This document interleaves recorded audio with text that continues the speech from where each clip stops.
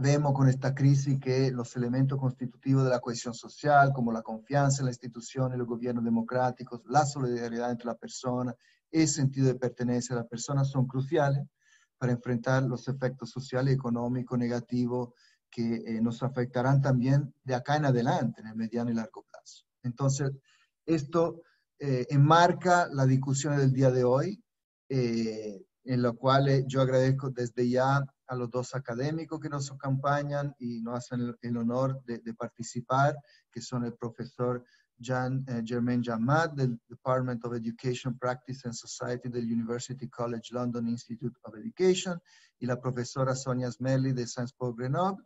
Thank you, Professor Jamat, Professor Smerli, for your participation. Your perspective and analytical framework will surely enrich our discussion and research agenda on social cohesion, as well as our analysis of the social and political reality of Latin America and the Caribe. También quiero agradecer a todos los colegas del COES, especialmente a la directora María Luisa Méndez, por el trabajo conjunto realizado y por supuesto a la señora María Elena Vaca, Malena Vaca, que nos acompaña en representación de ASI. Agradezco la presencia de todas y todos por los conocimientos, los comentarios que van a compartir y que creo darán un gran aporte a la discusión. Muchísimas gracias.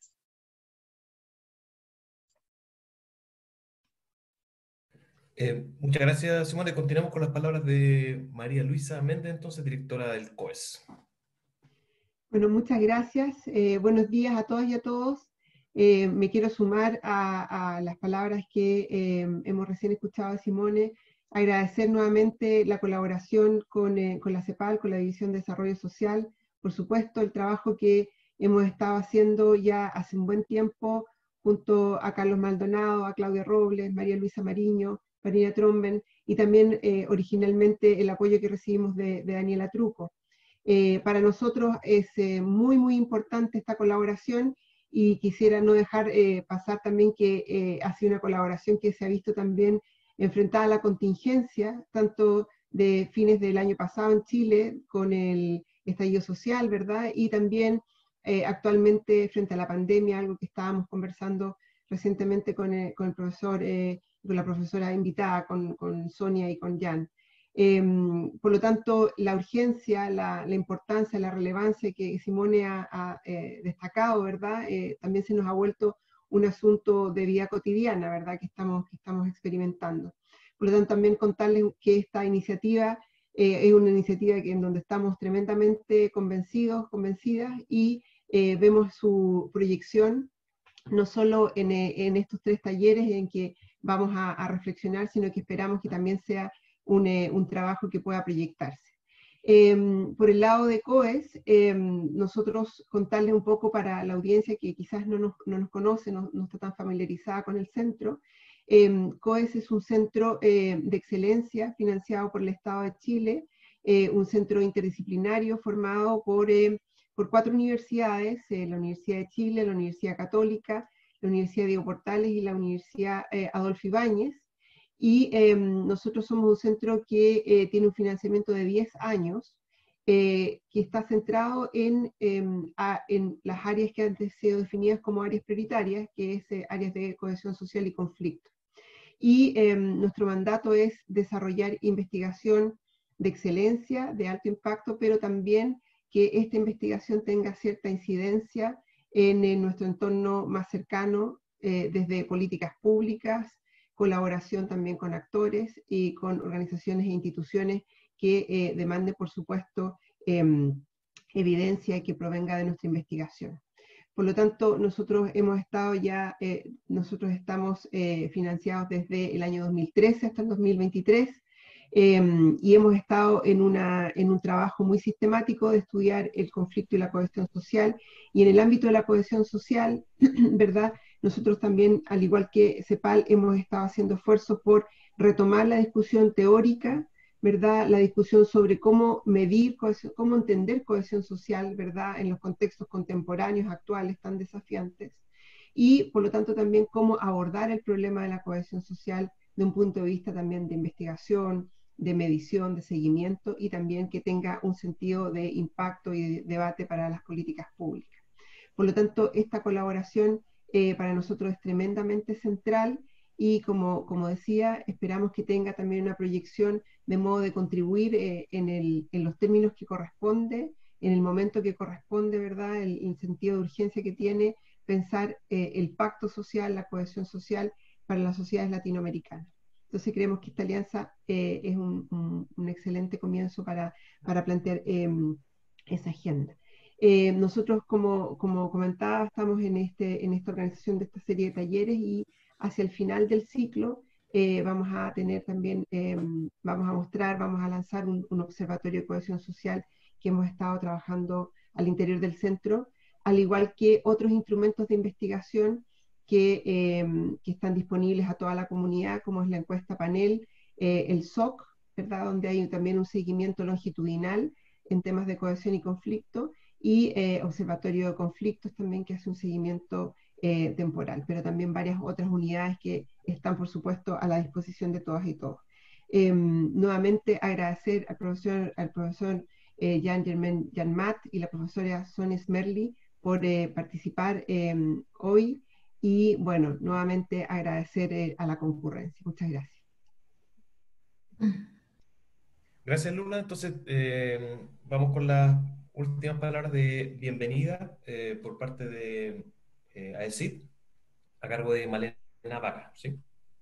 Sí, buenos días, muchas gracias. Buenos días a todos y a todas. Voy a ser muy breve porque tenemos por delante un interesantísimo programa de exposiciones que todos estamos ansiosos por empezar.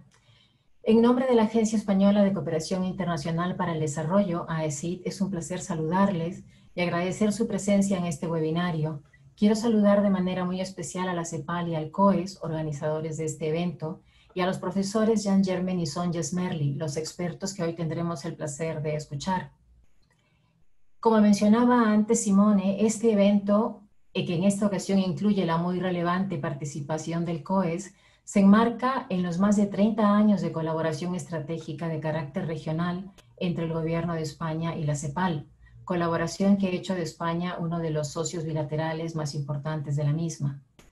En este webinario confluyen de manera sinérgica los esfuerzos que CEPAL, COES y AECID vienen haciendo en la promoción de la reflexión, el debate y la búsqueda de soluciones a los desafíos planteados por el escenario socioeconómico actual en América Latina y el Caribe en un contexto post-COVID. Un escenario en el que precisamos más que nunca de políticas y estrategias de cohesión social que nos ayuden a navegar un periodo de incertidumbres, con impactos aún del todo imprevisibles en todos los ámbitos de la vida. La cohesión social, su estrecha vinculación con el desarrollo sostenible y por tanto con la consecución de la Agenda 2030, es uno de los ámbitos de trabajo de especial interés para la cooperación española, en la que ésta viene trabajando a nivel multilateral, regional, bilateral, desde sus diversos instrumentos, mecanismos y programas de cooperación, a través de su red de oficinas técnicas de cooperación en los distintos países socios, sus centros de formación y sus centros culturales. En el marco del Plan Interconecta de transferencia, intercambio y gestión del conocimiento para el desarrollo en América Latina, AECID trabaja de la mano de la CEPAL, el PNUD, expertos independientes y organizaciones de la sociedad civil, con el foco puesto en la realización de diagnósticos regionales sobre la cohesión social y el desarrollo de estudios de medición de la misma. Este webinario se enmarca precisamente en las actividades del proyecto de conocimiento para el desarrollo, análisis de la situación de la inclusión y cohesión social en América Latina y el Caribe a la luz del pilar social extendido de la Agenda 2030. A través de este proyecto, CEPAL se encuentra realizando un informe regional sobre la situación de la inclusión y cohesión social en la región, que a través de la generación de evidencias sirva para informar e incentivar aquellas políticas que fomenten la inclusión y cohesión conforme lo entiende la Agenda 2030. Este proyecto, que promueve la investigación, el intercambio, la transferencia de conocimientos y el diálogo entre gobiernos, organizaciones internacionales, academia y sociedad civil, se enmarca, como hemos mencionado anteriormente, en el Plan Interconecta, que sitúa la gestión del conocimiento como un eje esencial de las políticas públicas de cooperación, orientadas a la consecución de resultados sostenibles y con capacidad de responder a las necesidades específicas de la región latinoamericana. Este webinario, pues, refleja con claridad la aspiración de Interconecta, la capacidad de facilitar puentes de intercambios de conocimiento y experiencias entre actores diversos, como herramienta de construcción del desarrollo sostenible, y la ESID se siente muy complacida de aportar a ello. Gracias. Muchas gracias, Malena. Entonces cambiamos ahora a inglés para comenzar la parte de las presentaciones. So now we switch to English to begin with the presentation from our two keynote speakers in this seminar. So we'll have two presentations, as you know, half an hour each. And I will start presenting our first presenter, who is Jan Yamrin Yamat, who is professor in comparative social science at the Department of Education, Practice and Society at UCL, Institute of Education. His academic background covers diverse areas such as human geography, language policy, civic values, political socialization, subjective inequality, and social cohesion, of course. He has developed extensive research in the relationship between inequality and social cohesion from a cross-national perspective, using comparative data sets such as the World Value Survey, European Value Survey, Eurobarometer, ISSP, and the IEA Civic Education Study. He has worked for a long time at the Centro for Research on Learning and Life Chances, LAKES, where he leads the research team on education, inequality, and social cohesion. Together with Andy Green, he has published Education, Social Cohesion in 2006 already, and Regimes of Social Cohesion, a very influential book for us, in 2011. And he recently also published Democracy and Inequality, Political Engagement and Citizenship Education in Europe with Barney Hoskins in 2019. So he has extensive publications in the area of social cohesion and related to other areas. So we're very, very glad, Jerm, that you could make it. So as you know, we invited you at the beginning of the years. We couldn't make it to have you personally here because of the pandemic, but still now you're here in this virtual environment. Thank you very much. And so now the floor is yours. Thank you, Juan Castillo. I'm greatly honored that I've been allowed to kick off this this seminar with a presentation on social cohesion, which is indeed one of my areas of interest. So I'm greatly honored that CEPAL and COES, the Center for the Study of Conflicts and Cohesion, has thought of my research to kick off this meeting. So let me start by sharing the screen. Let me see, and hopefully this will work, because I prepared a PowerPoint presentation. Let's see, yes, but this is now, it has gone to the last slide, so let's go to the first slide. I think this is, you can all see the screen, am I correct? Yes? Excellent, good. Then I'll start from here. So what I thought would be best to present on today, also in response to Juan's request that I talk about regimes of social cohesion, I thought it would be best to base my presentation on a study I did actually already some time ago, 2011. It was published in Social Indicators Research, in which I really examined the question whether social cohesion as a societal phenomenon is something that societies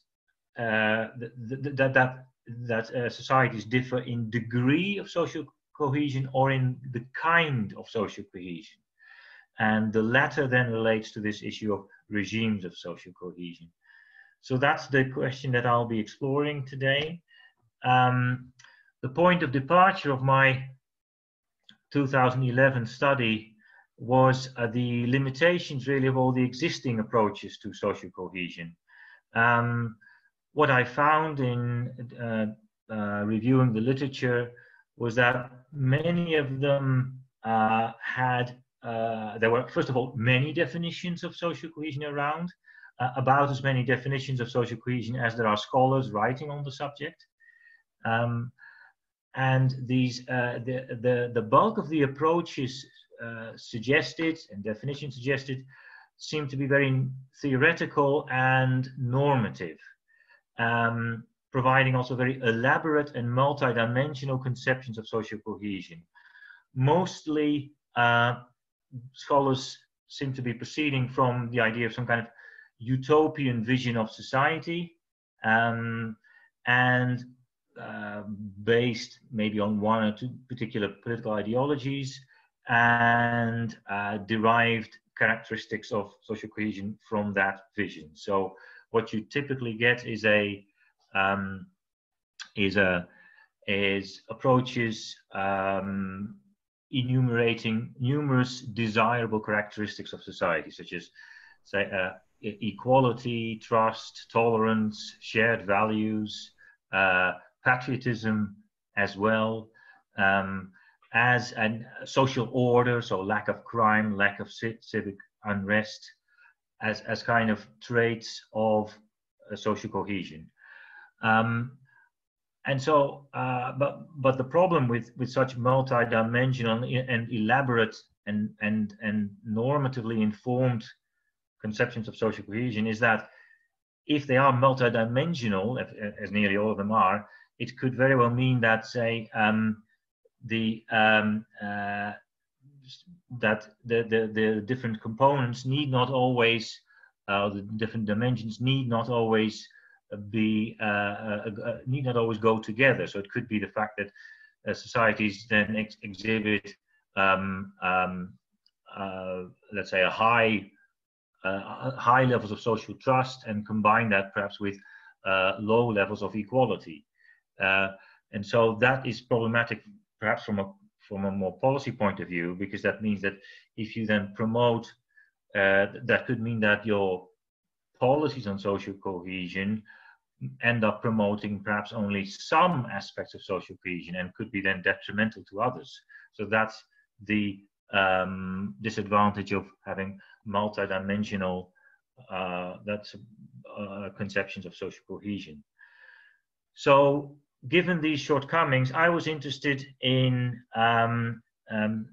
looking at what kind of empirical manifestations of social cohesion can we find, and also focusing then on the macro level, because this is already also something that I found wanting in the existing approaches. They tended not to be very specific on how they conceptualize social cohesion as a micro level phenomenon relating to communities or even individuals, or a macro level phenomenon relating to the whole society. So my questions were, can a coherent empirical manifestation of social cohesion be identified? And if so, does this manifestation or manifestations conform to the modernist/universalist or the particularist/regime perspective? Now, what do I mean by that, by these two terms? Well, in the social sciences, I think you often have this kind of a key contrast between those who believe that social phenomena and social change is subject to universal laws, laws with universal validity, so meaning that the same social process should have the same outcomes everywhere, irrespective of time and place. And scholars associated with this school of thought, yeah, they are a bit perhaps now old, fairly old literature, but nonetheless, it's still informing some approaches today. So you have these scholars like Karl Deutsch and Rostov, who are associated with modernism. But today, there are still scholars who are basically endorsing this perspective, such as Ronald Inglehart and Christian Welzel, who are associated with this kind of school. And they're basically arguing that or deriving from their thinking, you would expect social cohesion to be a coherent, unidimensional phenomenon that reflects the stage of socioeconomic development in a country. And the hypothesis that you can derive from this kind of thinking would be that countries differ in the degree of social cohesion, and that this variation between countries in social cohesion is linked to socioeconomic performance, socioeconomic indicators. So that's kind of the straight kind of modernist type of perspective. And on the other hand, then you have the school of thought that says that you do not have these kind of universal laws and universal regularities guiding human behavior and societal processes. The social phenomena that you can find are really regional specific or even country specific, and they are rooted in particular cultural institutional traditions, and they're path dependent phenomena. So here the hypothesis would be that social cohesion profiles of countries differ in kind. So they don't differ so much in degree, but in kind, in the nature, and they are relatively enduring. And this of course has clear policy relevance, because if social cohesion is really, if it is conforming the particularist perspective, then it will be very difficult for other countries who perhaps look to some kind of countries with example models of social cohesion to emulate such, or to devise policies that can also bring about these desirable forms of social cohesion. Because, social cohesion is then regionally specific phenomena rooted in particular traditions and cannot be easily be adopted by other countries. So it has, I think, quite a lot of policy relevance, this question, which at the face of it seems rather academic. Then let's turn to the book that I wrote together with Andy Green, which is called Regimes of Social Cohesion, and I would label this then as this is actually something that I'm going to test in this particular presentation. These regimes of social cohesion approach might be seen as a kind of a mild example of particularism. This regimes idea is borrowed from Esping Anderson's work on welfare capitalism, regimes of welfare capitalism. This regimes idea does not deny that modernization has some kind of homogenizing pressures, but also claims that nonetheless, among countries with, say, who are in more or less the same stage of economic development, you do still have meaningful differences based on different cultural traditions. When you then look at the literature on varieties of capitalism, nationalism, and citizenship, then you can derive a number of different regimes of social cohesion. Theoretically, you can propose these regimes then, which is what we did in the book. So a liberal regime consisting of English-speaking countries, which is marked by relatively low levels of equality, relatively low levels of order, high levels of civic participation, medium levels of social trust, high levels of tolerance, high levels of value diversity. And you can see that also for the other regimes. I sketched that here. So the social democratic regime, which is said to be prevalent in the Scandinavian countries, is then said to be marked by high levels of equality, medium levels of social order, high levels of social trust, low levels of social hierarchy, and so on. So these are the regimes that we postulated as kind of theoretical constructs. And so these are the ones that I'm going to test in this presentation. I proceed from a very provisional definition of social cohesion that is not informed by any theoretical perspective. So I'm just saying that social cohesion is a property that keeps societies from falling apart. And the only clear characteristic that I'm applying here is that it is a characteristic of a society, not of a community or even of an individual. And I think that there's a clear motivation for that. I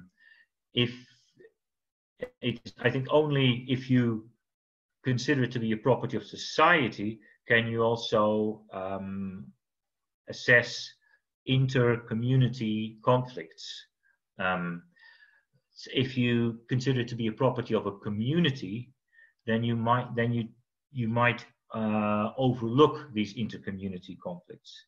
So if you have a more kind of social capital approach to social cohesion, for instance, so if you have a purely social capital approach to social cohesion, you might find the Northern Irish society to be very cohesive, because within each of the religious communities you find a high level of cohesion. But it's only then if you look at the societal level, at the level of Northern Ireland as a whole, that you can see the conflict between the Catholic and the Protestant communities there. So that is, I think, one of the reasons why I think a macro level conception of social cohesion is important. And this then also inspired my choice to look at 4 macro level approaches to identify components of social cohesion and to build my kind of measurement of social cohesion. So these are these 4 macro level approaches. As you can see, they highlight various conditions ranging from social trust to equality. And I thought it would be interesting to categorize these using the framework of Moody and White, who developed this framework of ideational sides of social cohesion and relational sides of social cohesion. And this has clearly links to Durkheim's ideas of mechanic and organic solidarity. Ideational referring to shared norms and values and identities, which is clearly relating to Durkheim's mechanic form of solidarity, and relational sides of social cohesion, relational components of social cohesion, referring to the relations between citizens and between citizens and the state. So also referring to things like interdependencies between citizens, and that's clearly then more relating to Durkheim's organic forms of solidarity. And so what you see here is a fairly complete set of characteristics that seem to cover both this ideational and relational, so therefore both mechanic and organic forms of solidarity. So these components have then informed my choice of indicators. I used the World Value Survey data from 2000 for administrative data on things like inequality and so on, to develop these measurements of social cohesion. And this is then pertaining to 70 countries worldwide. And in terms of the methods to test these 2 perspectives, I used principal component analysis, the default option. So that's, I'm aware that this is not a very super advanced method of exploring the cohesion, the internal cohesion of constructs. But that I used that to uncover whether social cohesion is indeed a unidimensional phenomenon or whether it has more dimensions. I then used correlations to assess the relations of some social cohesion syndrome with GDP per capita. So basically to assess the relation between economic development. And then to test the regime's perspective, I looked at simply group means, so means by regime, to assess the substantive profile of the postulated regimes. And I used cluster analysis to assess the country membership of the postulated regimes. Let's see if I can continue. So testing the universalist perspective, that involved two questions. Can a coherent unidimensional syndrome of social cohesion be identified? And if so, is this syndrome related to GDP per capita as indicator of socioeconomic development? So here's the result of the principal component analysis on all these indicators of social cohesion. You can see how these indicators map onto the components of social cohesion as identified by these four different approaches. And so what I find no less than four dimensions being extracted from this principal component analysis. And we have to remember here that this was the default option. And the default option tries to squeeze as much of the variation that it can into a single dimension. That's as far as my methodological knowledge goes. So if there are people with better methodological expertise, then you can ask questions on that. But so that if you apply this default analysis and still you find more than one dimension, then you can really be sure that it is a multidimensional concept.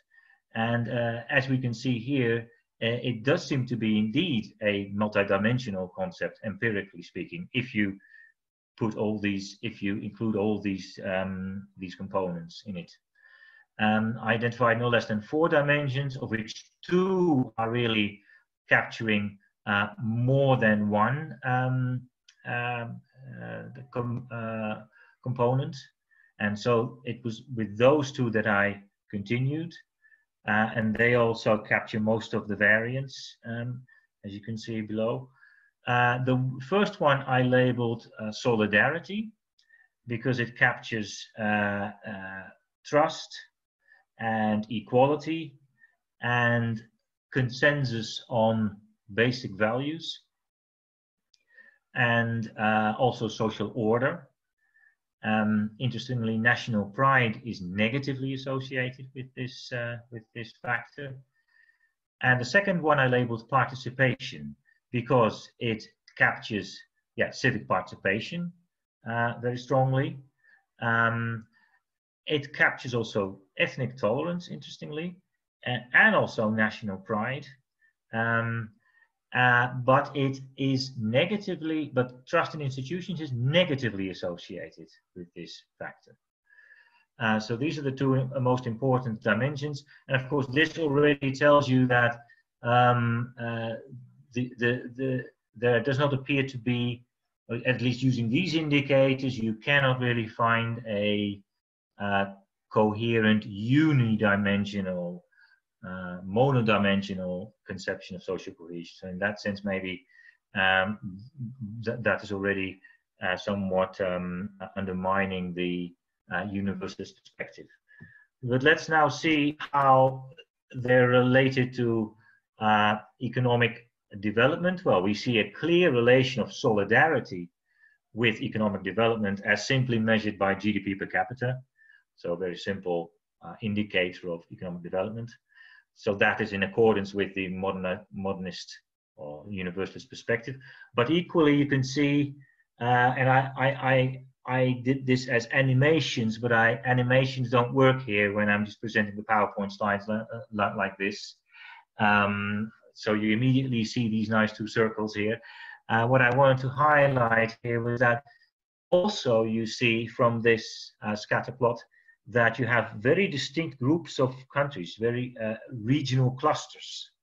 A clear post-communist cluster, which is marked by relatively high levels of solidarity, but low levels of GDP per capita, and a cluster of clearly Latin American countries, marked by very relatively low levels of solidarity and also low levels of GDP per capita. But of course, you have to remember, this is already the state of affairs 20 years ago. Things may have changed here, of course. If we then look at participation, we see more or less a reverse pattern. There we see that the Latin American countries are showing quite a high value on participation, whereas the post-communist countries are showing very low value on participation. And I think these clear regional clusters do suggest that there are regionally specific forms of social cohesion that might be grounded, might be rooted in particular cultural and historical traditions. Even though here as well we see that also participation appears to be related to level of socioeconomic development, although not as strongly as solidarity. This even becomes more obvious if we then simply map solidarity against participation.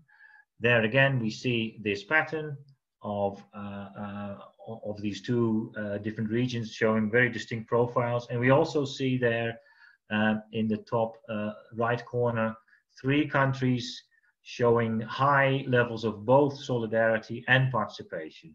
So you could argue, well, those countries are showing very desirable forms of social cohesion. But the question is there then, well, can these actually be emulated by other countries? And this is, I think, probably quite difficult, because these are clearly, particularly Sweden and Denmark, are then clearly countries in one and the same region, and suggesting that it is a kind of a regionally specific form of social cohesion.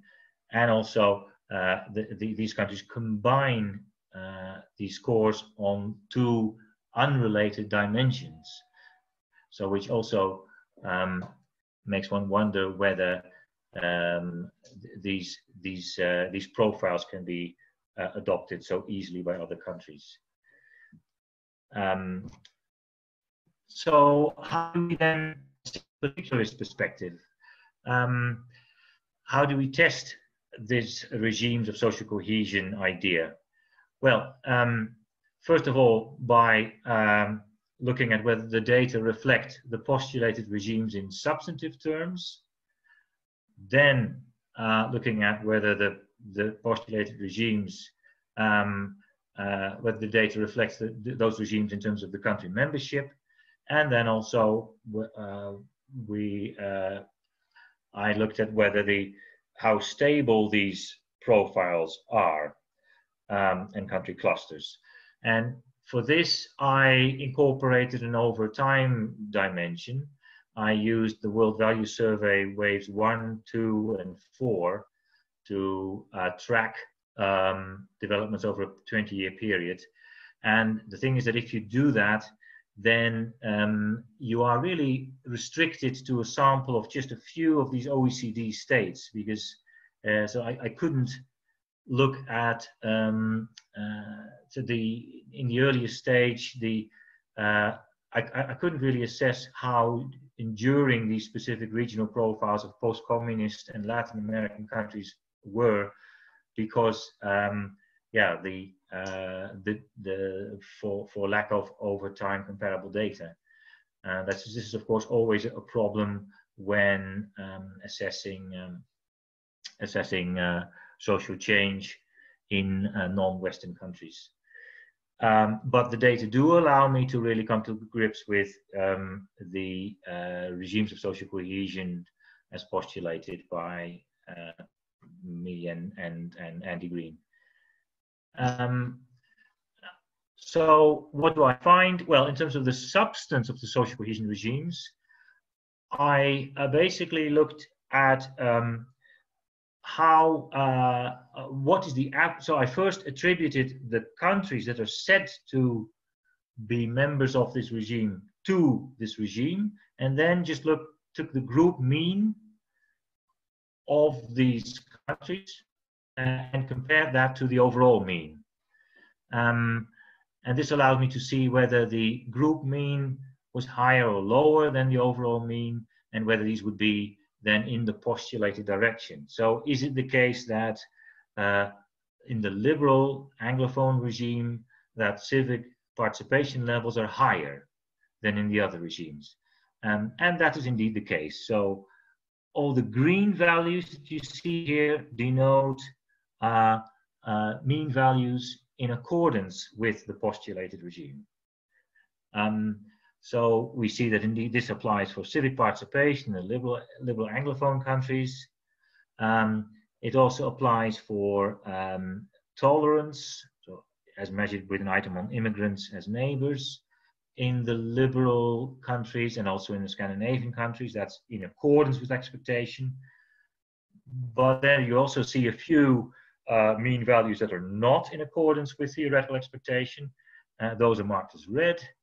For instance, also in the conservative European countries, we see that tolerance levels are actually quite high, which you would not actually expect based on the literature.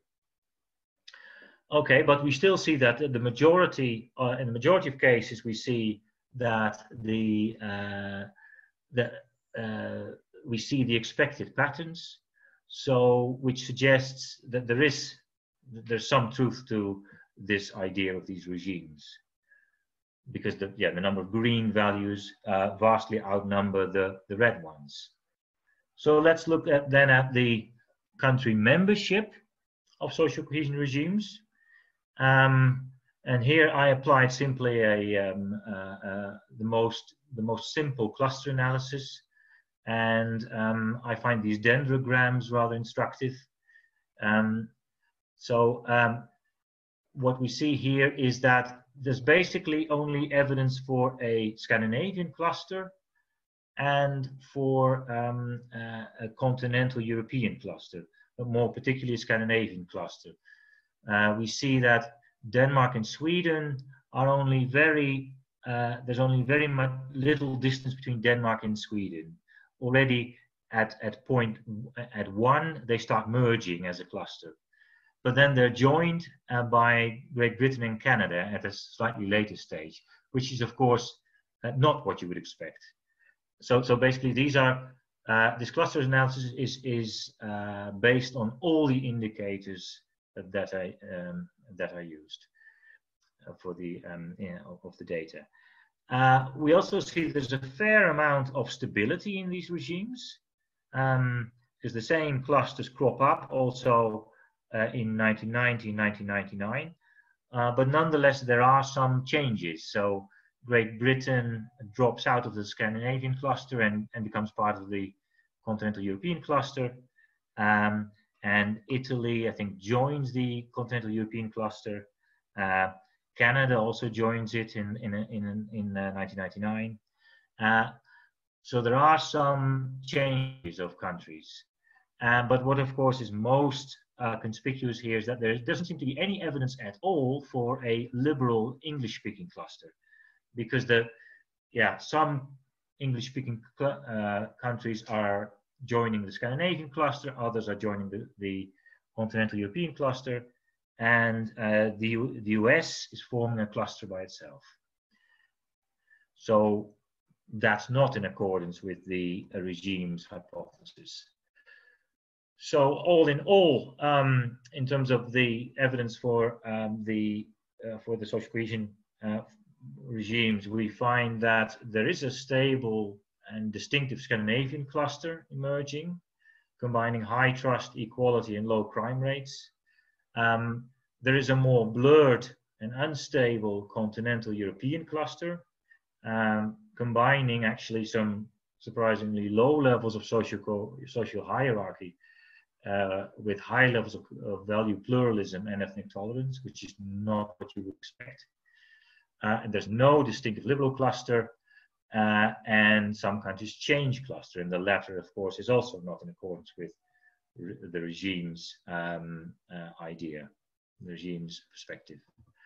So in terms of overall conclusions, there seem to be two main dimensions of social cohesion: solidarity and participation, both of which are related to socioeconomic development, and this from the universalist perspective, particularly its relation to socioeconomic development. The multidimensional side is not particularly expected by this perspective. But there's also then evidence of an enduring and qualitatively different regimes of social cohesion, and notably a Scandinavian one. And social cohesion can thus be said to be a reflection of both socioeconomic development and unique cultural traditions. And lastly, I think, perhaps most importantly, if you find countries that exhibit high values on both solidarity and participation, those profiles are likely to reflect unique, non-imitable forms of social cohesion, which complicates then policies trying to improve social cohesion in that direction in other countries. Okay, I have some further questions for discussion, but I think let's leave that for perhaps the discussion section, because I'm aware that I'm already 4 minutes over time. So I would like to stop here, and thanks for listening to my presentation. Thank you. So thank you very much, Jörn, for this interesting presentation. It certainly has a lot of implications for our conceptualization of social cohesion in Latin America and also within Latin America. We can come back to that in the discussion, so thanks again. And we move on to the second presentation of today. Our second speaker is Professor Sonia Smerli from Sciences Po Grenoble. She did her PhD at the University of Mannheim and worked at the University of Frankfurt and Darmstadt before moving to Grenoble 5 years ago. She has conducted empirical research on various topics, such as civil society, social capital, political participation, norms of citizenship, as well as political trust, which is the main reason why she's here today, to talk us about political trust, and also the interrelationships of political trust and welfare regimes, corruptions, and perceptions of income inequality. In her research, she combines different disciplinary perspectives as political science, political sociology, and also political psychology. She has studied political trust, I think, for almost 20 years now. I mean, she has a large career doing research. No, not that much, maybe 15, I don't know, but she has... Sounds terrible. Yeah, it sounds a little bit terrible. I was actually hesitating on what to say, I don't know, but I think it's a long career studying political trust and publishing a number of influential works in the field, as for instance, the Handbook of Political Trust in 2017, which is quoted with Tom van der Meer. And she's certainly, I think, one of the current big names in the study of political trust worldwide. And I'm really glad that she can be with us today again. She was here also for a COES conference 5 years ago in Chile. So I'm really glad that you are with us again, Sonia. Thank you very much for accepting this invitation to present here at this conference. Thank you very much.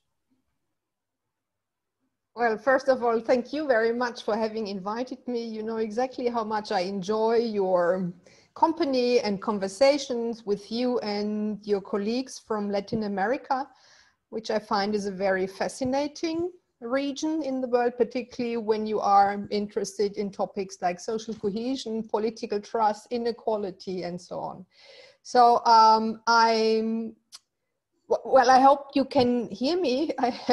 I'm struggling a little bit with the technology, so I tried to share my screen with you. You should see it. Okay, thank you very much.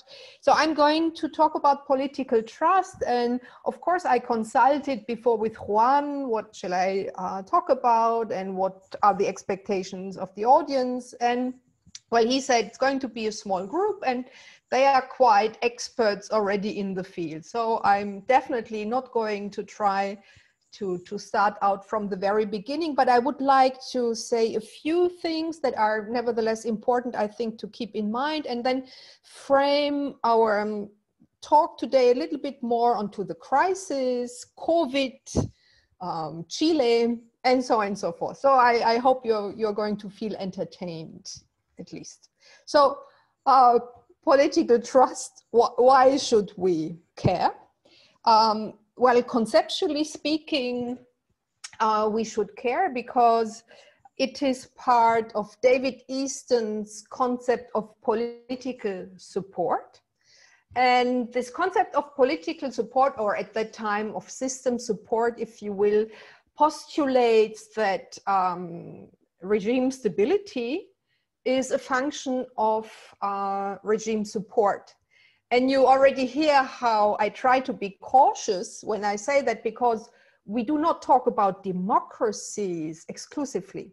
So if you have system support in an authoritarian regime, you can expect that this authoritarian regime might be as stable over the years as democracies might be, where you also find a high level of system support. You can observe this right now, for example, in Belarus. So the last authoritarian leader, it's disclaimed at least, of Europe. And right now what you see is that apparently the level of system support is really falling apart. And we are, of course, very close observers of whether this kind of regime can survive, given these low levels of support that are visible right now. Well, so this is the more abstract attempt to really frame political trust within this broader notion of political support, which can be a feature both of democratic societies, but also of authoritarian regimes. We really should keep that in mind. But more generally speaking, when we talk about political trust, we would assume that it comes with a lot of positive outcomes, right? Many beneficial outcomes. Like the literature, for example, on social capital by Robert Putnam is arguing that, for example, in societies where, well, social capital is high and in an extension, political trust is high, you would find that people are more interested in politics. They are more inclined to participate in elections, which is also a question of regime legitimacy, if you will. And they are also more inclined to abide by the law, right? So where you have high levels of trust, you would need less efforts to monitor the citizens or to sanction the citizens. So that's really a very positive outcome of these high levels of trust.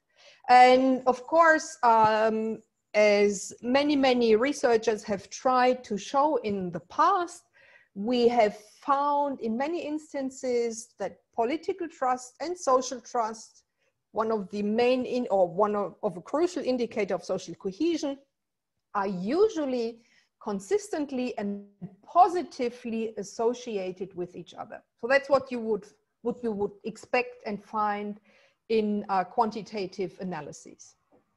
Well, now, political trust in times of crisis. What we do need to know about political trust in times of crisis is, now again, looking at this entire concept of political support, is that this is the element which is the most volatile of political support, right?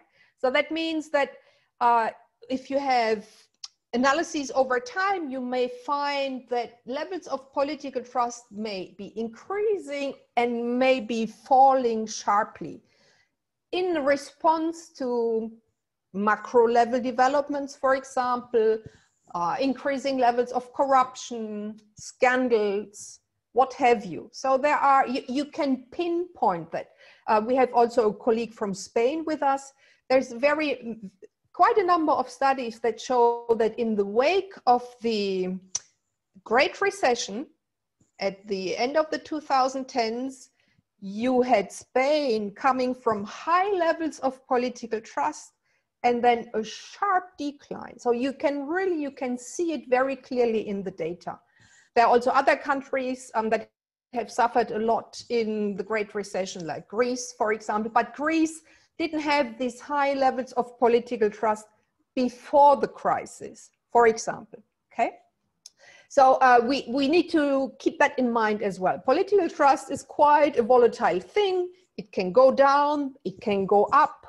The bottom line is that if it is very low all the time, it can really affect higher items or upper located items of political support, which is bad over time. But it can also benefit from stable and more positive support of the more diffuse elements of political support. And now I'm talking so much about political support without really going into detail. When you think about David Easton, you find that he differentiates between diffuse levels of political support and more specific levels of political support. And in combination with Pippa Norris' work, you would identify, like, for example, the endorsement of democratic principles and the rejection of authoritarian rule at the same time to be diffuse elements of political support for democratic regimes, of course. So you would expect that these endorsement of these principles are pretty stable over time, even if you suffer a great economic recession or what have you, okay? But then, of course, there are less diffuse and more specific elements of this concept. Like, for example, your satisfaction with democracy, how democracy works in your country. And if there are crises, you can already see bumps over time. And these bumps get even more significant when you look even a level lower in this concept, which is trust in political institutions and in political actors, right? So these different levels, they are interrelated with each other, and higher echelon items are more stable than lower echelon items. And it is like if you continuously have weak levels of political trust, you may expect that this is going to eat up also the support at the higher echelon. But it can also reinforce coming from the top down and counteract low levels of political support if other indicators remain stable and well performing. Okay? So putting all these theoretical arguments aside, political trust is a very valuable asset for governments, for example, because if in times of crisis or in times of public policy reforms, what political trust does is it serves as a heuristic, if you will, to evaluate the government and policies and their positive outcome in the future. So even if you are skeptical or you may not benefit immediately from some policy, there is your trust in government or your political trust more generally speaking, which helps you to be a little bit less skeptic, to be a bit more compliant. And this, of course, again, smoothes the government work. And that is, of course, something which really plays out right now when we talk about the crisis and about the pandemic and the lockdown restrictions more specifically. Now, what have we learned? I mean, I'm sure you are observing the events just the same as I'm doing. So it has started some 6 months ago and it is far from over. But maybe we can already draw some conclusions about what we have learned about the relevance of political trust exactly during this COVID pandemic. And I'm now particularly thinking of the lockdown, the restrictions, and when, under which circumstances people would comply to these restrictions. So I think we can discern two models that may be equally effective.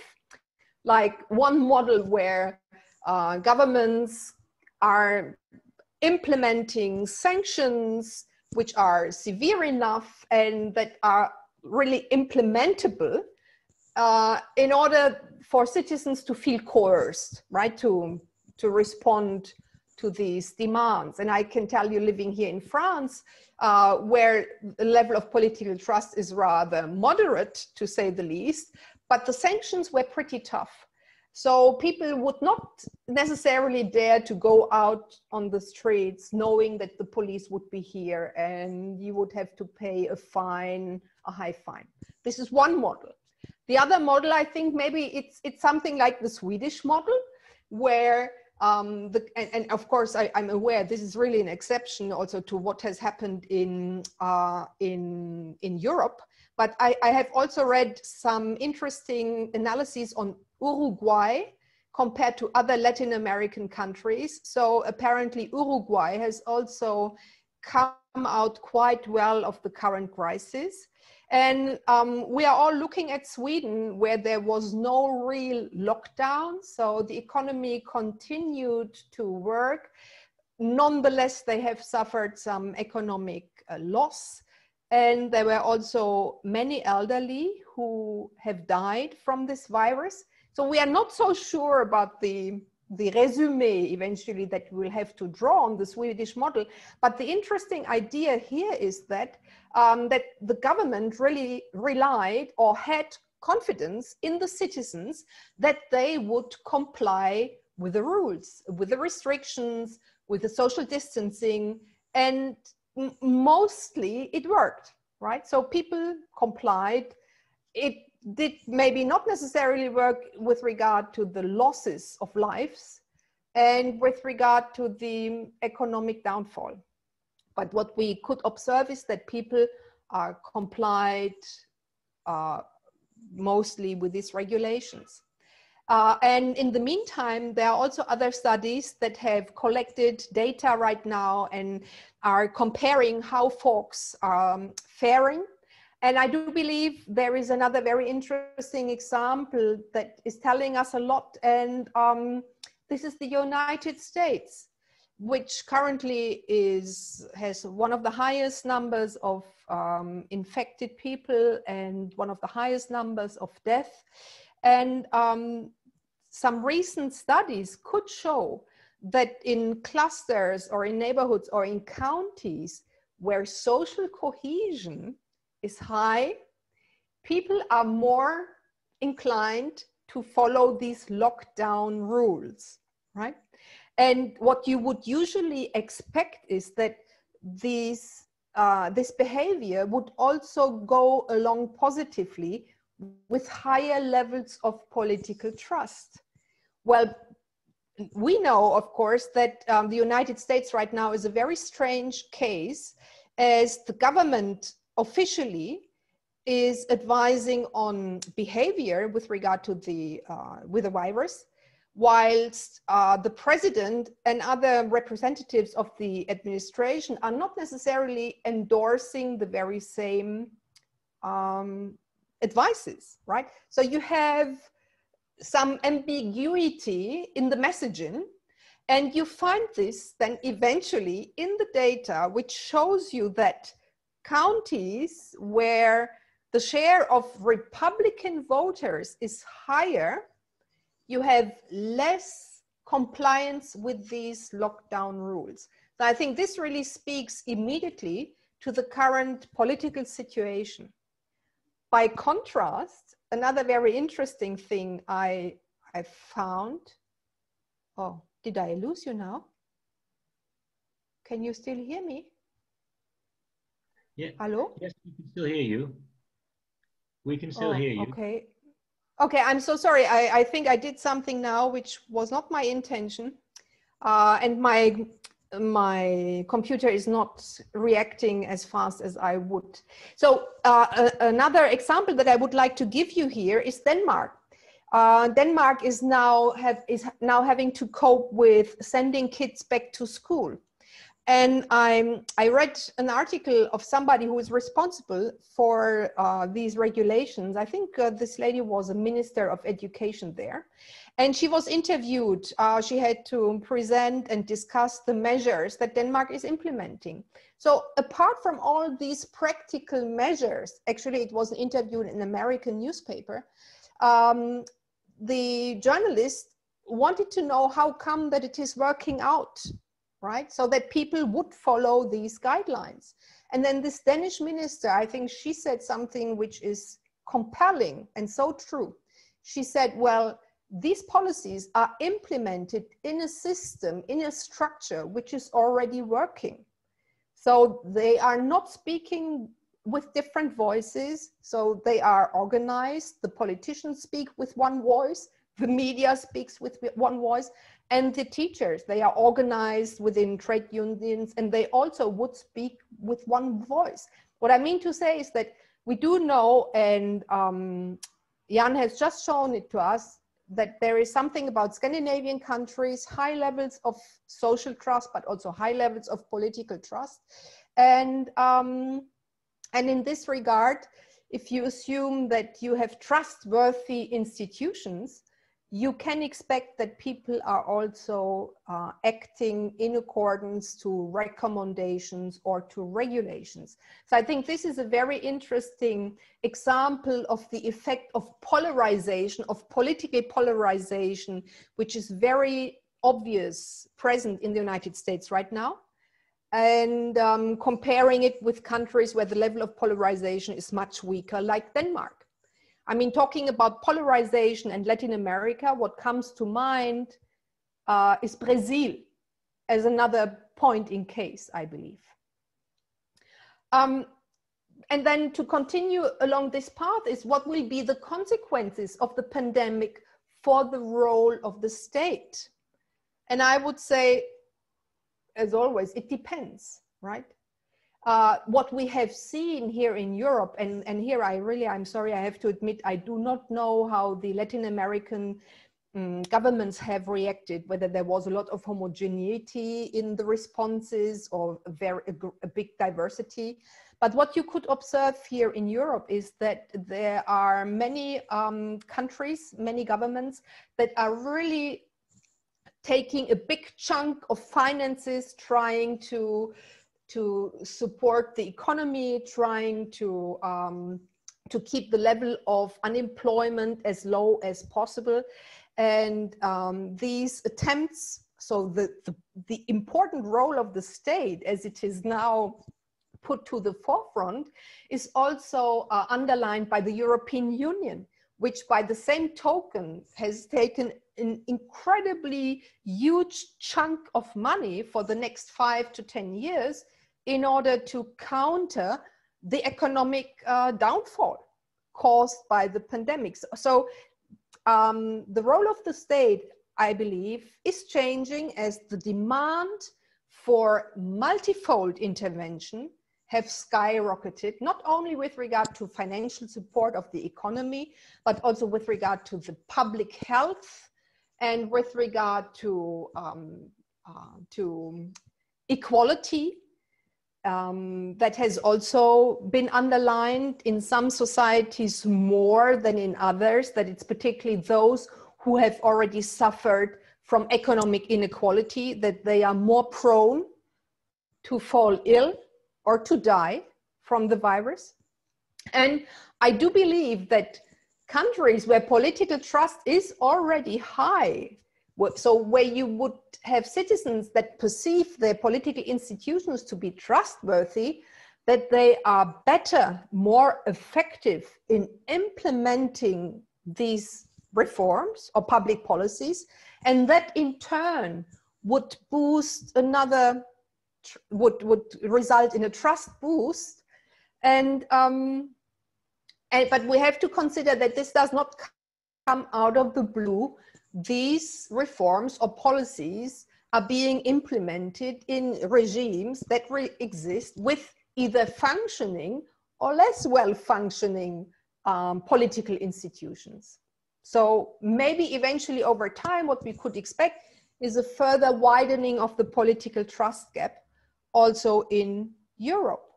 And to give more flesh to the bones when we talk about political trust, and now I would like to, Juan, just tell me how much more time do I have? Juan? I'm looking at my, let me check. Can I have 10 more minutes? 10 minutes more, yeah. Okay, okay, thank you.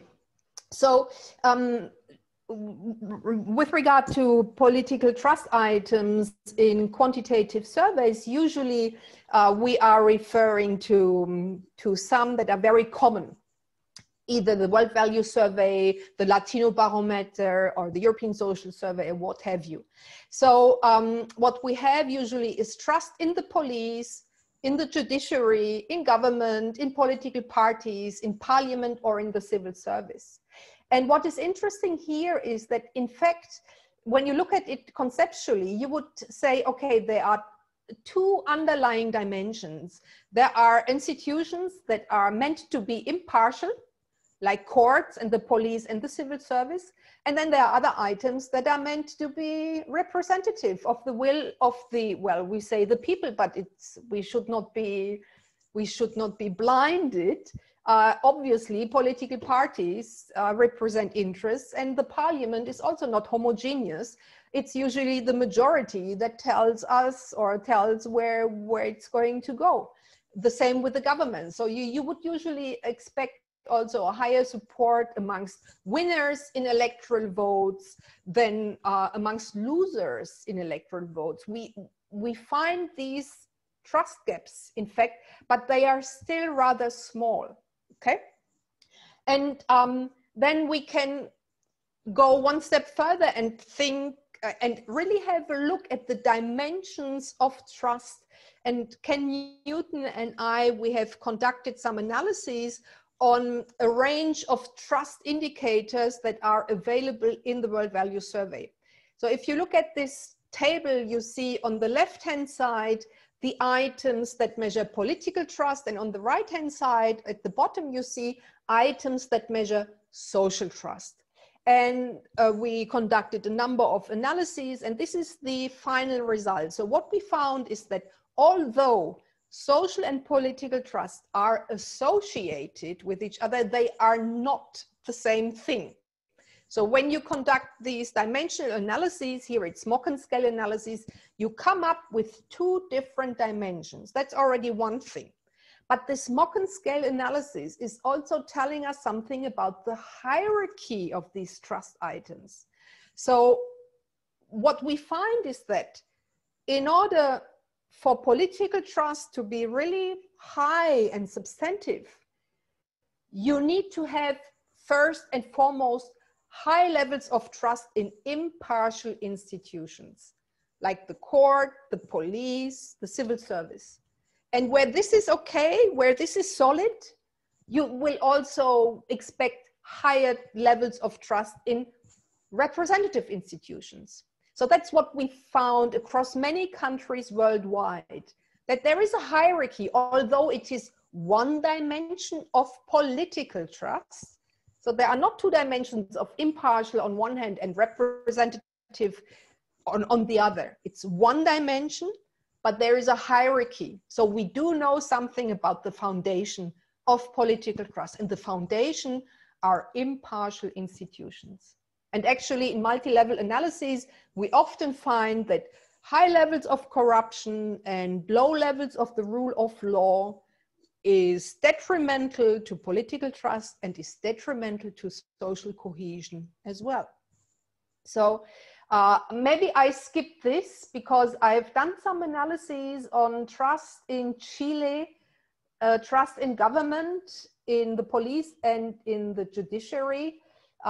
Just here, what is really striking with regard to trust in government in Chile over the past 16 years is that apparently that the no confidence in the trust in government has increased significantly since 2010. are some ups and downs, but this is really noteworthy. And the amount of people who trust government a lot has gone down significantly too. I'm sure you can explain these trends very well. So, but because I have only very little time left, I would like to focus on the dark sides of political trust. And I do believe that we focus too much on it because we think of polarized times and the rise of populism and the rise of distrust and distrust in economic, political, and scientific elites. But we can also observe political regimes that are becoming less and less democratic, and they are more and more stable. You would not see that political distrust is decreasing. So the important point here that I want to make is that you can also find high levels of political trust, which stabilizes political regimes, also in authoritarian or in illiberal democracies, right? And we have examples in Europe when we think of Hungary, when we think of Poland, where the freedom of the press is impeded, where the rule of law, the neutrality of the courts is impeded. So we do have these examples right here in Europe. But again, looking at Latin America, I do believe that Brazil is a very interesting case in point as well. So what I would propose in this regard is that if we really want to know about the meaning of political trust and its foundation, we definitely should consider it in combination with citizens' endorsement of democratic principles, right? So we need to know whether how valuable principles of liberal, of participatory, or of deliberative democracy are to you in order to make sense of the level of political trust that you hold. Because you can hold undemocratic notions of democracy and be trustful. Well, from a normative perspective, this is not what we want as Democrats. And here I particularly connect my argument with Pippa Norris and with Shin's work on democratic preferences and people's understanding of democracy. And to conclude, I would just like to show you my very recent analysis on the European values study data. This is a model which is based on French data, because it's an article for a journal, French Politics actually. And the focus of this article is on the notions, or so the understanding of citizens of democracy and which impact these notions have on political attitudes. And if you look here at this third column, you see that the dependent variable here is political trust. And I'm controlling for a number of socio-demographic variables, some personality traits. Here is a dimension of democratic understanding. These are liberal notions like equality of women and the importance of civil rights and free and fair elections.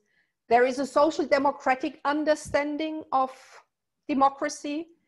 And then there is an index which measures undemocratic notions.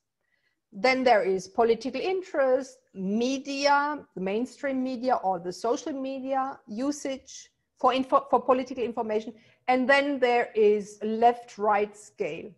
So what I would like to show you is that while liberal notions have a positive impact on political trust, not very strong, but we can see at the same time that holding undemocratic notions is also strengthening political trust, at least in France. We can see that the usage of mainstream media is positively associated, and we can see that the usage of social media is negatively associated with political trust in France. So just to point out, in my opinion, the importance to connect political trust with the underlying democratic aspirations and understanding. So to conclude, and thank you very much for your patience also, is that my concern is that we fail to sufficiently contextualize our object of research. Democracies all over the globe show signs of weakening, and to value the presence or the existence of political trust without taking citizens' attitudes towards democratic principles into consideration is only telling us a part of the story, and maybe not even the most important part. In addition, the role of the media as an amplifier of government messaging becomes relevant. Of particular interest could be the level of direct or indirect media control. Here, Hungary, Poland, the Czech Republic, or Serbia comes into mind. Or, for example, in the US, the level of media concentration. And similarly, the role of social media becomes ever more critical and ambiguous. Currently, we talk about Facebook and Twitter and what they do in order to limit misinformation on their platforms. So finally, with increasing political polarization, we could see in the future a widening trust gap between electoral winners and losers. And with this, I really thank you so much for your patience. And I try. Well, Juan, can you take back the screen? I'm not sure I can do that. Hang on. I think, yeah, okay. Here I am. Now I did. Yeah. Okay, thank you very much, Sonia, so much for your very interesting and provoking presentation. I think especially about this eventual dark sides of political trust, I think it's very interesting to think about this concept from this perspective. I think it's very also interesting to apply this vision to our region, Latin America, and also in Chile. Okay, I mean, I think there's a lot to discuss about it. I think there must be some questions from the audience. So I think now we move to this part of the. I think we have 20 minutes left for questions and comments from the public. So I think you just, I mean, you can raise your hand using this Zoom option, or you just, I mean, open your microphone and ask the question, or also if you prefer, you can write your question in the chat of which is also available, and I can read them to the presenter. So I don't know if someone want to start with comments and questions.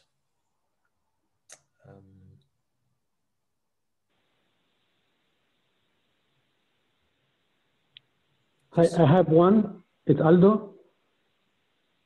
Okay, go ahead. Can you hear me? Yes. Yeah, sorry, I cannot open my camera since I'm on the phone here. Too many people on the Zoom user at this time in this house. My question is for Professor Jan Maat. So I really like the idea of regimes of social cohesion, but I would like to ask you about the role of conflict in these regimes of social cohesion. And I justify a little bit what I'm thinking about. So I agree that cultural institutions are important for understanding these regimes, but where do they come from? You say tradition, and I'm not sure this is the right way of conceiving them. I mean, Spin Andersen himself conceived the three worlds of welfare as coming from long historical struggles between specific actors, right? Then giving rise to specific institutional configurations. And in COES, we're more and more interested in the role of elites in this. If you think of an example for today, and in direction of what Professor Smelly was saying, when you see the levels of compliance with the lockdown, clearly there's a perception that elites have impunity.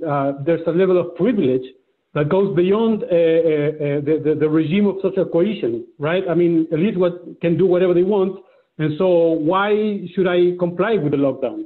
And this goes like this in many different areas when it comes to trust and compliance. So I think we should care more about the role of conflict and power struggles and power structures when thinking about the regimes of social cohesion. So the question again is how do you implement this or think about this role of social conflict in your own concept of regimes of social cohesion?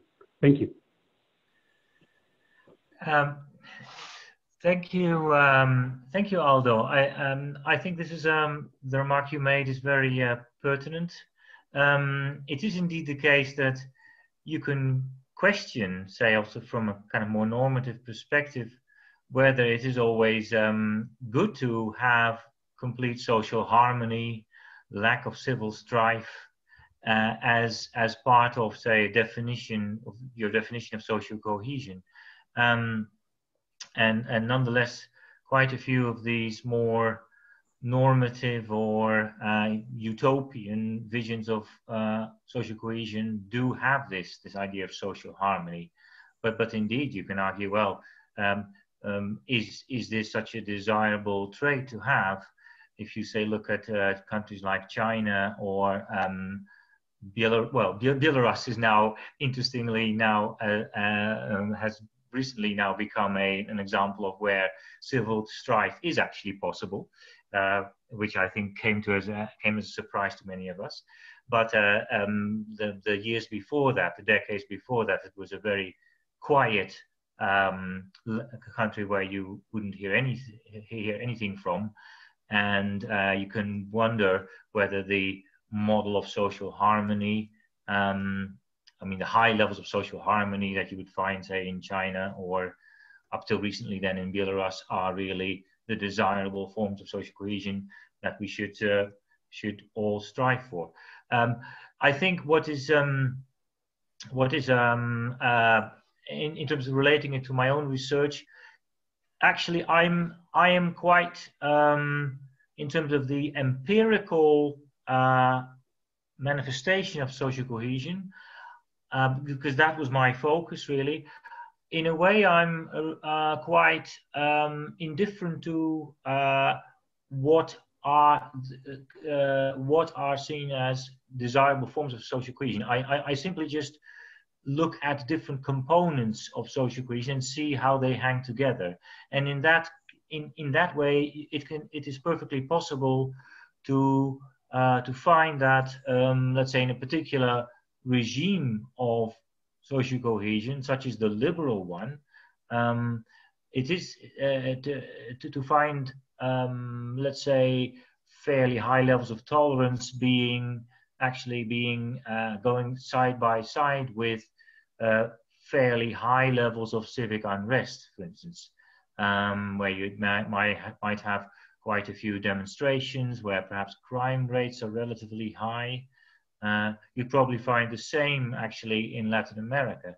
And in a sense, I'm more interested in simply the empirical manifestations of it, and without judging then these social cohesion forms to be good or bad, or to show high levels or low levels of social cohesion, because they then would, for instance, in the Latin American countries, they would simply show a certain kind of social cohesion. So it is so civic strife in that sense as just a component of a empirical manifestation of social cohesion. I hope this kind of has more or less answered your question. May I say something with regard to Aldo's impunity argument? Yeah, of course, yes. Because that is a very important, and it's such an important thing, and it really reflects on the public's perception. I don't know how the political elites in Latin American countries are dealing with these breaks of the lockdown, but there were some famous cases in Europe. And it really speaks to the cohesion of the society. There was a very famous case in the UK. The senior advisor to the Prime Minister, Dominic Cummings, who broke the lockdown rules, I think twice. There was a huge scandal in the press, and many politicians and others really asked his resignation. even from his own party, and he is still in office, right? And just today or yesterday, there is another case. It's an Irish politician who is a commissioner of the European Union for Economy, and he broke the Irish lockdown rules a few days ago, and he had to resign. So he's gone, also because the Irish society and Irish politicians did not continue to support him anymore, but in fact he is part of the European Commission, if you will, and he resigned as a consequence. So on one, and just to give a third example, there was a few months ago a similar case with the person in charge for public health in Scotland, and this person violated the lockdown rules and she resigned, but not Dominic Cummings. So you see the perception of impunity of elites in different societies, and it tells you something about how the society is struggling right now with regard to social cohesion, but it also has repercussions, because of course you would expect that people would comply or not comply with the same regulations when they observe their elites, that they are immune from some consequences. So that is a very serious thing, I believe, and is treated differently in different societies.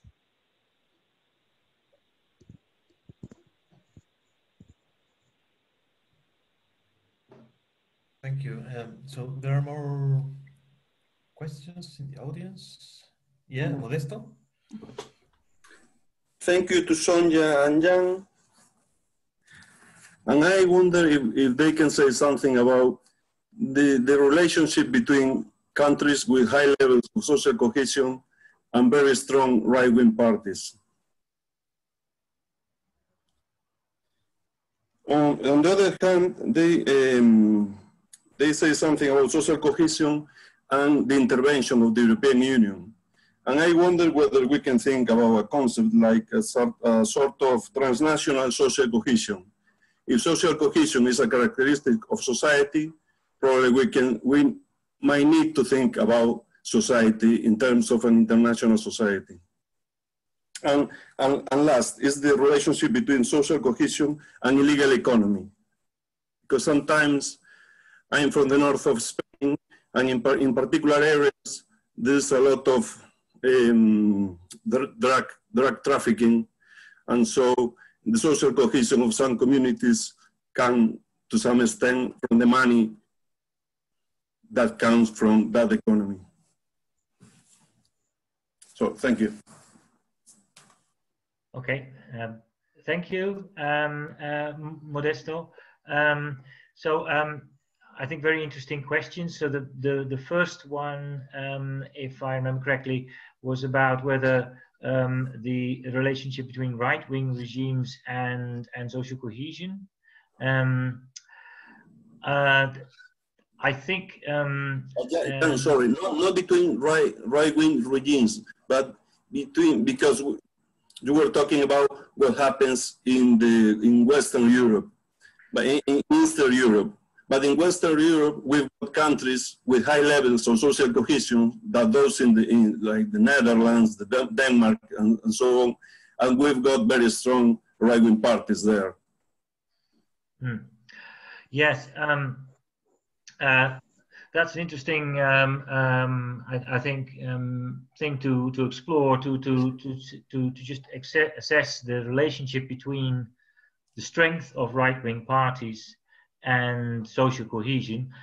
I think here again you'd have to then first deal with the issue of social cohesion, how you conceptualize it, because it may be the case that because everything depends on that, of course, so I haven't tried in my research, and the research that I presented is rather old. I'm quite aware of that, so possibly things have changed right now. But you perhaps could imagine that, say, perhaps the stronger the right-wing forces in a country, perhaps the lower the country would score on, say, the solidarity form of social cohesion, which I showed in my presentation. And perhaps there is a stronger correlation between the strength of right-wing forces and a participation side of social cohesion. This might be the case. Or you might, of course, different political parties have different conceptions of social cohesion. So right-wing parties would tend to stress rule of law, patriotism, civic duties, so responsibilities, whereas left-wing parties would tend to stress more things like equal opportunities, emancipation, civic rights, not so much civic duties. They wouldn't care so much about perhaps the rule of law or also patriotism. And so I think it really depends on which indicators you then look at. So I wouldn't be surprised if you could find a strong correlation between the strength of right-wing forces in a country and, say, patriotism, or the belief that citizens should really abide by the rule of law always. So that's, I think, one that hopefully answers one question that you posed. Now the second one, can you help me? Can you repeat the second question? Jan, one of your arguments was that social cohesion was a characteristic of society. And Sonja mentioned the policies of the economic policies of the European Union. And I was just thinking about social cohesion, not in terms of particular societies, but in more in transnational terms. Thinking about social cohesion, needing indicators as well about social cohesion, for instance, in this case, within the European Union. Not thinking about Spain or France, or think about social cohesion as a concept that incorporates the whole region. That's an interesting, I think, thought experiment. To have social cohesion seen as a transnational thing, really, as a to look at basically the cohesion of a whole region, and by the same token, of course, you could then also transfer that to Latin America, yes. Where maybe. And then I think things that could be quite relevant here are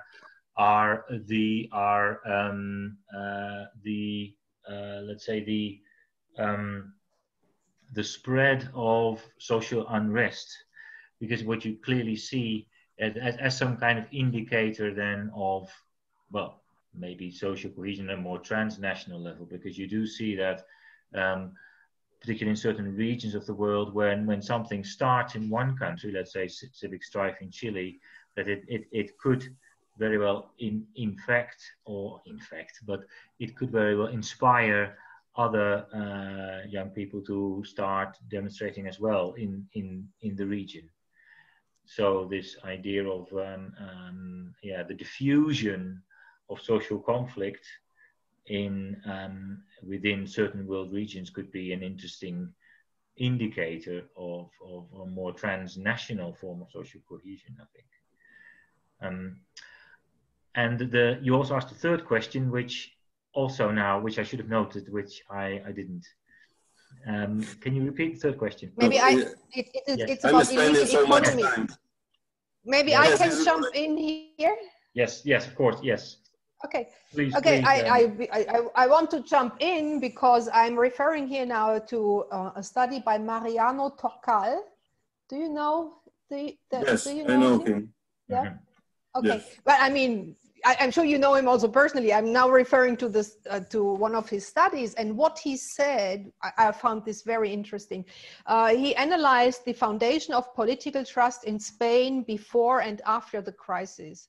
And he argues that the high levels of political trust in Spain before the crisis were based on the economic performance, although people knew that the rule of law was not as they would favor it. So what I mean is, his argument is, despite all these system deficiencies, people were rather content and trustworthy because the economic outcome was visible and tangible, which changed completely in the wake of the economic, of the Great Recession, and where it became bleak and obvious that the system had many deficiencies, and suddenly the economy was not providing either. So with regard to your specific question, I think it can be transposed when you say you come from the northern part of Spain, where you have a lot of illegal economy. So people benefit from some economic wealth, right? And they kind of, they ignore, if you will, the illegality upon which this economic wealth is posed upon. But probably this satisfaction will change once the foundation of this economic wealth will be pulled away. So that's why I wanted to jump in, because I really think there is a very interesting connection one could make with Mariano Tocal's study. I think it was published in 2014, and the example that you are just giving. Thank you. And maybe some other thing with regard to social cohesion and Europe and high trust countries and right-wing governments. I do think there is another very important point, and please, Jan, tell me if I'm wrong. These, contrary to political trust, which is really very volatile and fluctuating, these other attitudes like tolerance, social trust, they are rather stable over time. So in order for these attitudes to change substantively, many things have to happen for a considerable duration as well. So we would not expect these fluctuations in accordance with the fluctuations of political trust. But eventually this may also change. And with regard to the sense of social cohesion of right-wing parties, we do know, and this is the propaganda here in France also of the Rassemblement National, former Le Front National, they talk about we against them, but the we are clearly defined. It's the French, but the true French in parentheses. It's not any French. So there is a sense of social cohesion, but it's a very limited and exclusive way to consider your in-group, and you always have to define your out-group. Mm-hmm. Okay, thank you very much. We have time for a last question from Maria Luisa Manillo. Please, go ahead. Good morning and good afternoon to Jan and Sonia. Thank you very much for your presentation. They give us a lot of elements to think about indeed on this exercise of defining social cohesion. I would like to ask you about or comment about the importance of the normative dimension of this concept of social cohesion. Both of your presentations and your previous work as well have shown us the importance of equality. Here you've talked about political trust and about solidarity and participation. And picking up on these elements, I would like to discuss about the importance of providing the definition of social cohesion with a normative direction that actually can help public policies to be designed and implemented, because otherwise it's a little bit not an open concept, but it can be taken to different directions that are not all of them democratic and not all of them in line with human rights. And actually, so I would like to say that I think that the definition of social cohesion has to be in line with equality and with inclusion. Both political trust and participation, and with no doubt solidarity, they are affected by inequality. The type of public policies that are designed in line with the definition of social cohesion are also different, as may be seen in your work, Jan-Mat, of the regimes of social cohesion. So the liberal regimes, they place freedom in front of equality, and the social results are totally different from the results on social democratic regimes, where equality is high, and that goes in line with political trust, as was shown here today by Sonia, that is an essential part of social cohesion and the stability of countries. So that's the point that I would like to make and highlight from your presentations. Thank you. Thank you, Maria. Sonia, would you care to respond to this first? I would actually, I'm going to say something which is totally unscientific. And honestly speaking, I absolutely share your view, Maria. I mean, talking about equality, and I think I also said it during my talk, that as a Democrat, I don't want to have political trust from someone who does not hold democratic preferences. So for a democratic society, what is it good for, right? And I also, with regard to equality and designing specific public policies, I do believe it's also an ideological endeavor. We are no engineers in this regard, right? So there is an idea of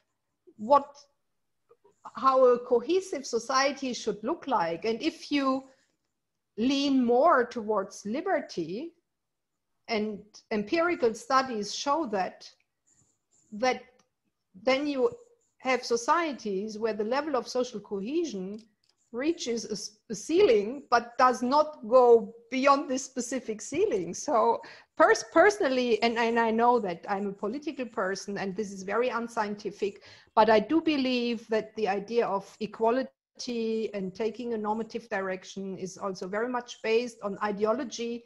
And in this regard, I'm not neutral, and I certainly would have, and I'm not an engineer in this regard. So ideology always plays into it, and I believe continues to remain contestant in the political sphere. Even if we come up with wonderful ideas, it has to be feed into the political discourse, and there it's eventually ideologies that are going to take sides, right? Yeah, can I then also just briefly respond, because I'm aware of the time? Is also me personally, I would also much favor a certain, say, proceed from certain normative conception of social cohesion, which includes things like equal opportunities and equality and emancipation, equal rights, and so on, inclusion. Yes, but what we sought to be doing with our research was to with my research, was really to assess more neutrally empirical phenomena of social cohesion, which then do not necessarily meet some kind of normative standards, and also to see how persistent are they. Because that tells you something about if they are very persistent, some of these forms of social cohesion, particularly the more regime type, so the ones that you can really find in certain regions of the world, based with clear cultural characteristics or institutional characteristics, then that might tell you something about the possible success of policies aiming to promote more desirable forms of social cohesion. It could be the case that if you find ingrained patterns of inequality in a certain region, really, then that might therefore be very difficult to kind of change these patterns of inequality. So these patterns of inequality are then, say, a certain feature of a certain social cohesion regime, empirically speaking. Yeah, maybe not in your perspective a desirable form of cohesion, but then having research on this and showing that such patterns are very, very ingrained is in a way helpful to perhaps temper expectations as to the results of certain policies seeking to bring about more desirable forms of social cohesion. Maybe that's May I just, yes. I know now I'm asking the last word, but as a political scientist, I would like to stress that during the 70s in Chile and the 80s in the UK and in the United States, policies were implemented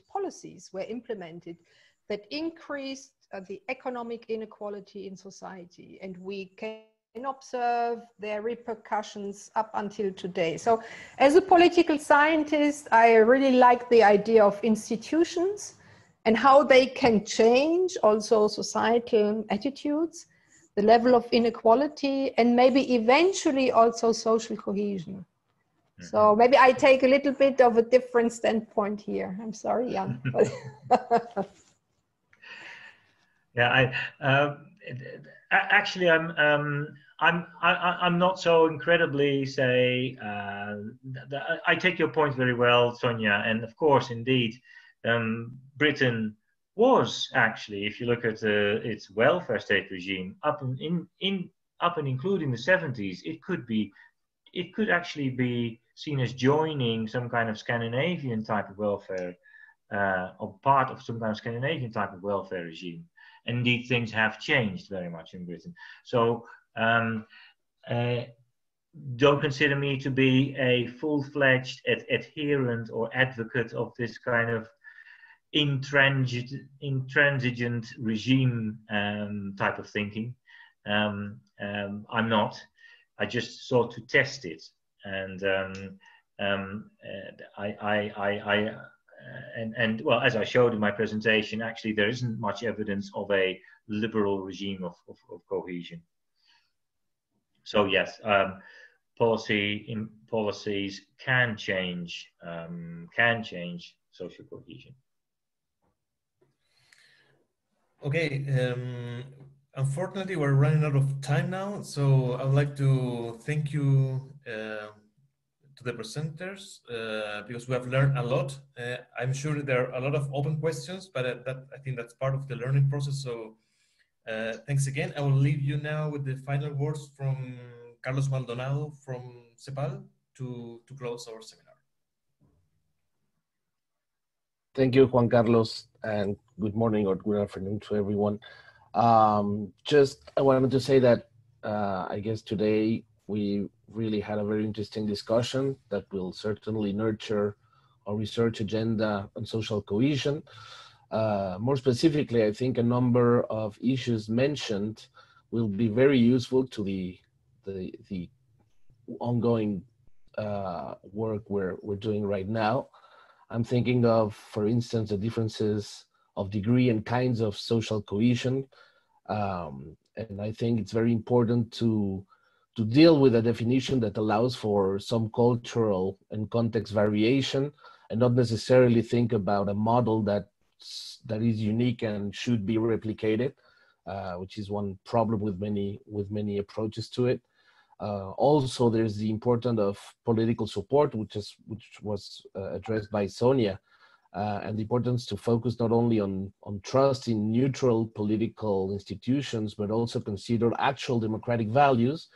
That is, whether democratic principles are supported within a society, and keep an eye on that as a very important indicator, which is very important to social cohesion. Also, the importance of dealing with theoretical versus normative approaches to social cohesion. I think there may not be necessarily an opposition, but I think there's a possibility to develop a more combined approach. In a way, ECLAC a few years ago developed a theoretical and very powerful definition of social cohesion, which was social cohesion was the dialectical relation between inclusion and exclusion social mechanisms within a society, and the views and attitudes of citizens towards these mechanisms. So these definitions would allow us to go into basically any context and try to, in a second stage, to see what regime or type of social cohesion model was in place, but they didn't tell us much about how or where should we go.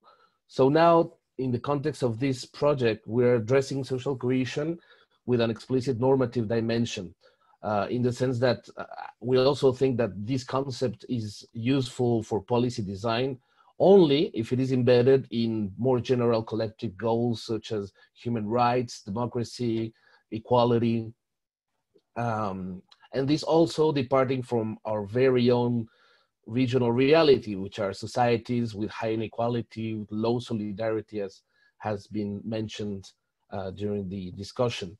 So now the aspect of social cohesion that we're stressing is the capacity of a society and its institutions to promote horizontal or equal social relations, its capacity to foster a sense of belonging and an overall orientation towards the common good in a manner that is perceived as legitimate by its members. This, of course, includes the aspect of how conflict is managed by institutions, because social cohesion doesn't mean the absence of conflict, but rather a certain way to deal with it. So in the context of this project, we're sort of working with this new approach to social cohesion. We'll be sharing it in a few weeks for a paper that we'll try to send to you, obviously. And also, well, as Simone mentioned early in the morning, also with our colleagues from COES, we'll be holding another seminar in September regarding the notion of social pacts and its relevance for social cohesion in today's context of health and economic crisis. So we'll be inviting Diego Sánchez-Sancochea and Juliana Martinez-Franzoni to present a paper on this matter. So we'll keep you posted on the exact date of this event when it is confirmed. And finally, well, I would like to thank the participation of Professors Sonia Esmeraldi and Jan-Gerben Janmat for their time and participation.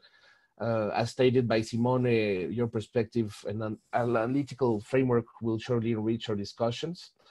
And finally, well, just thanks to all of the colleagues who followed up this discussion, and well, have a great Thursday.